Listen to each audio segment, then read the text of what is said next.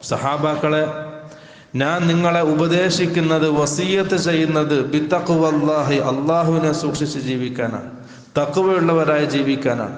അതേപോലെ തന്നെ വസ്സംഇ വത്താഅ വഇന്ന അബ്ദൻ ഹബശിയൻ, നിങ്ങളുടെ നേതൃസ്ഥാനത്ത് ഒരു അടിമയാണ് വന്നതെങ്കിലും, ഹബശക്കാരനായ ഒരു അടിമയാണ് നിങ്ങളുടെ നേതാവായിട്ട് വരുന്നതെങ്കിലും, അമീറായിട്ട് വരുന്നതെങ്കിലും നിങ്ങൾ അനുസരിക്കണം, അവനെ കേൾക്കണം.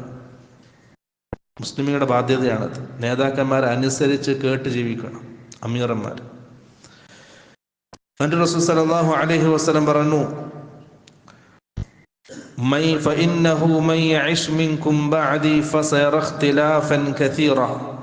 എനിക്ക് ശേഷം ജീവിക്കുന്ന ആൾക്കാർ ധാരാളം അഭിപ്രായ വ്യത്യാസങ്ങൾ കാണാൻ കഴിയും. ദീനിൽ തന്നെ ധാരാളം അഭിപ്രായ വ്യത്യാസങ്ങൾ കാണാൻ കഴിയും.